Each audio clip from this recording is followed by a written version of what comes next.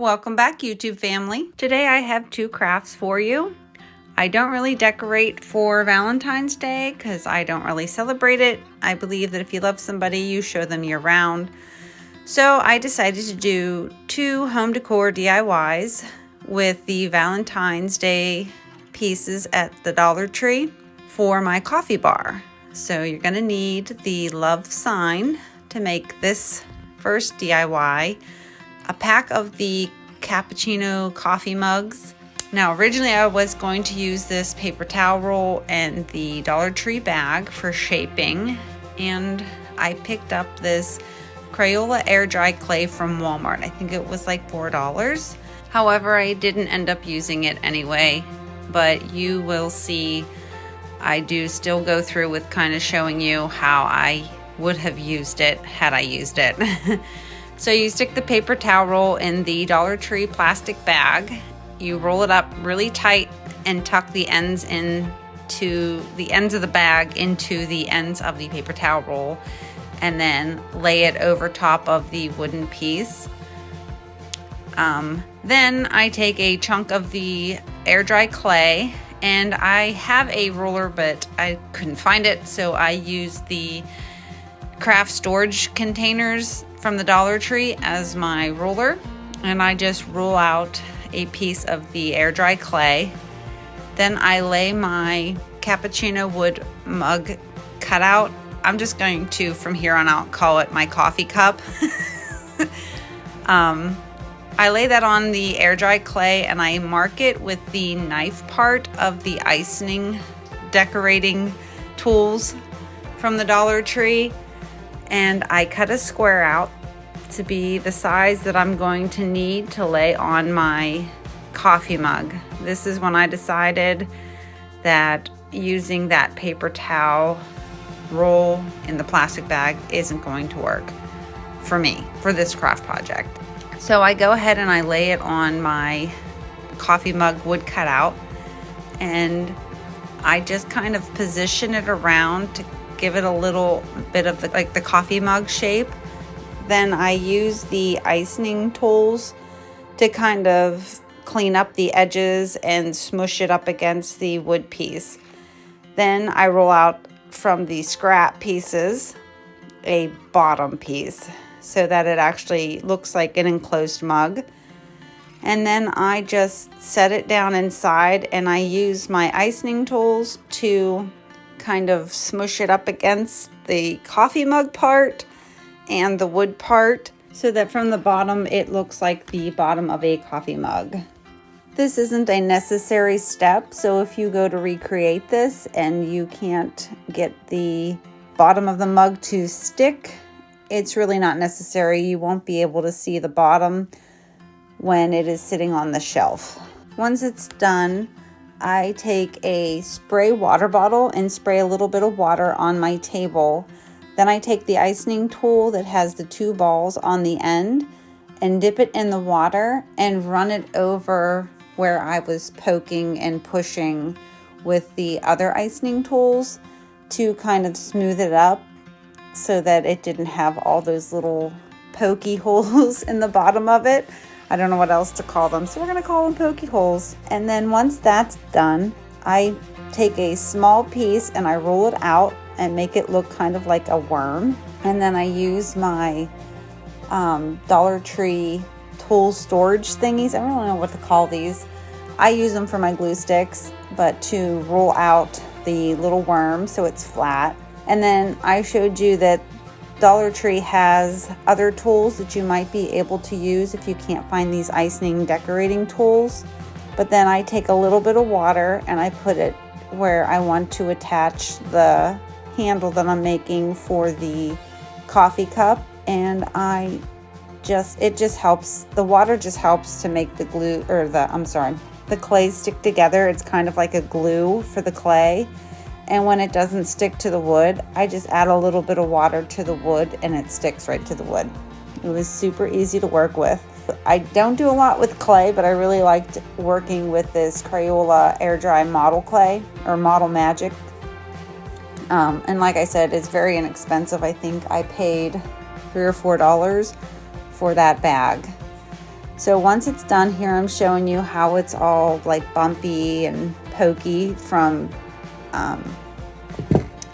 positioning my cat is in with me, and he just knocked over some stuff. If you guys haven't seen the Craft Room Kitty, go head over to my TikTok page. I will try to link it below in the description box, and check him out in my last video that I posted. If I don't leave him in here with me, he will meow outside of the door. So I let him in for him to knock stuff over while I'm trying to get my videos posted. Now that I have my coffee mug all finished up with the clay part of it, I set that aside to dry. I just let it dry overnight. But while I'm waiting for that to dry, I go in with a light grit sandpaper. It was $1.50. And I just kind of go over the edges of this Dollar Tree sign. Mine had a few splinters on the edges, so I just sanded them off. And for the corners, I found that it was a lot easier to go in with a nail file from the Dollar Tree. And it just cleaned that up. Then I'm going to cut off the back hanger and give it a quick wipe down. Then I get to pull out my Cricut Joy, and I thought for this project I would give the Dollar Tree permanent vinyl for the Cricut Joy, I guess, to cut. And here's how that went. You can see that I cut through the mat. When I use the Dollar Tree vinyl on my bigger Cricut, I can select washi tape, and that's not an option to choose to cut with on my Joy. So I have been experimenting to try to figure out how to cut the vinyl without cutting through the vinyl, but being able to cut the vinyl enough that it will pull off. It's a process. I even used the Dollar Tree cutting mat, because when I use the Dollar Tree vinyl on the Cricut cutting mat, the back paper pulls off of the Dollar Tree vinyl. So I just go in with my Cricut tweezers and kind of fix the letters up so that they look a little bit better. And then once I have them positioned, I just take my transfer tape and I go over it, and it just pulls right off. And then the paper left on the back of my ease, I just pull off with my Cricut tweezers. I don't mind the Dollar Tree vinyl. It sticks, it stays when it sticks. It does not come off. The hard part of using the Dollar Tree vinyl is figuring out how to cut it so that it doesn't cut through to the mat like this one did. But trial and error, I'll get there. So once I cut out my words, my sign is going to say, "For the love of coffee," because I love coffee. You could put "For the love of tea" if you're a tea drinker, or if you're a water drinker, you could put "For the love of water." Whatever your favorite thing to drink. If it's soda, for the love of whatever soda that you enjoy drinking. I just like my coffee in the morning. Now that my coffee mug is set up and dried, I'm going in with the Apple Barrels Indoor Outdoor Glossy Paint in the color Hot Rod Red. I chose a glossy paint over a matte paint because coffee mugs have a gloss to them. So I felt that the glossy paint would be the better option. I believe I ended up putting on one heavy coat, and then I did a little touch up.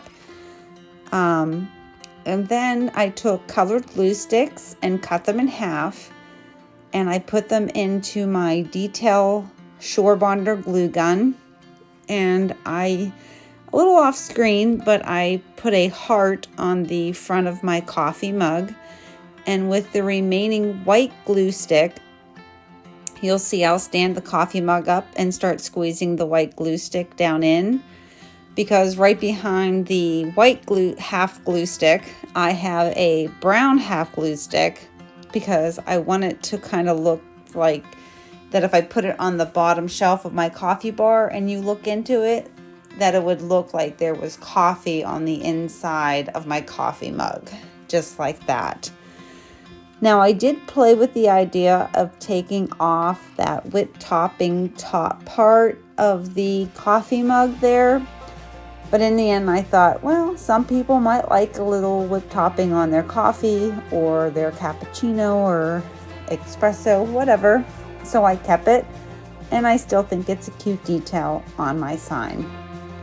Once everything was dry and ready to go, I used my Titebond wood glue, and just where the wood part of the coffee mug was touching my sign, I added some glue, smeared it around, and here it is, you guys. Let me know what you think.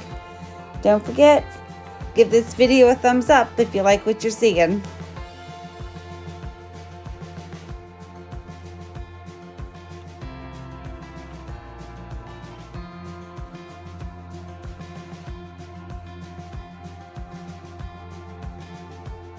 Now let's use up the rest of those wood cutout coffee mugs from the Dollar Tree in our next craft. So I believe at this one I took 6 of the coffee mugs, and I grabbed a couple packs of the wood heart cutouts.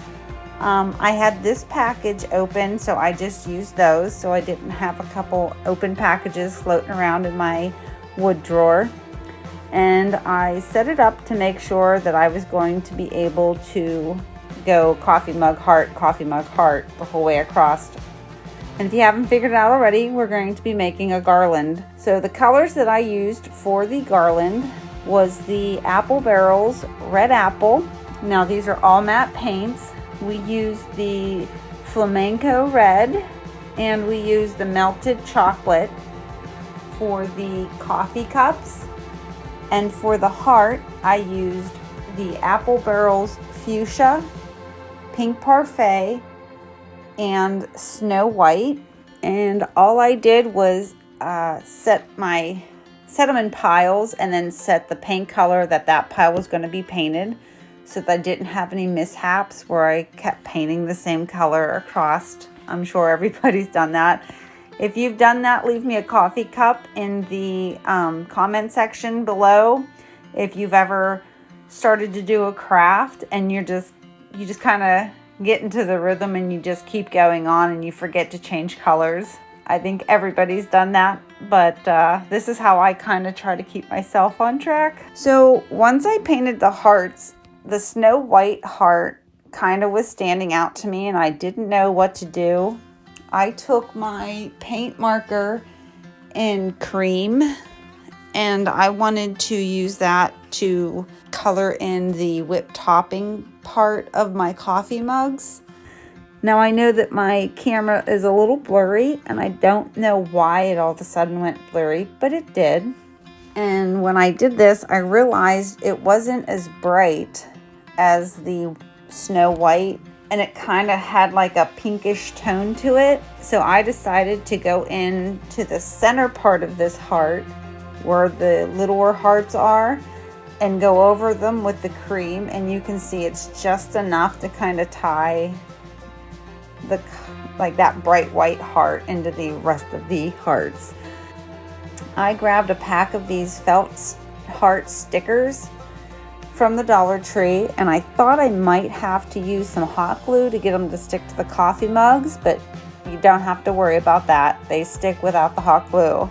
Once that's done, I set those aside, and I decided I wanted to put the square beads that I got from the Dollar Tree as part of the garland to separate the cups and the hearts.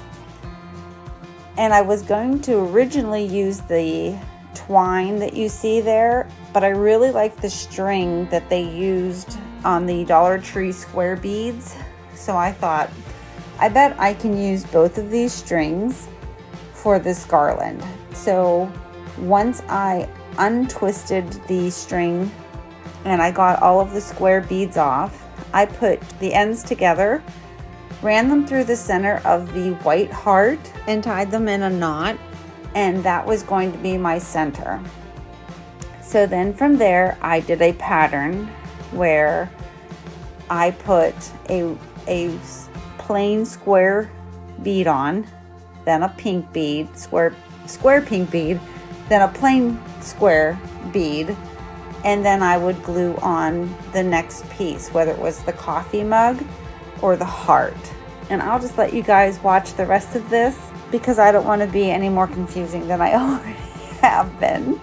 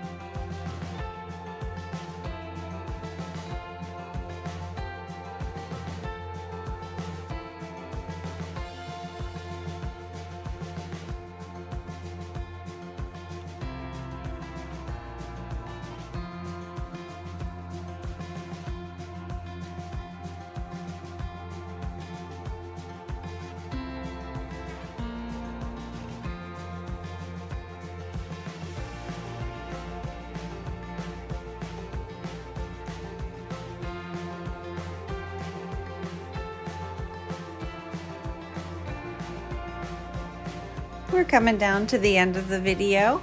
I hope you guys enjoyed watching these DIYs. If you did, give this video a thumbs up.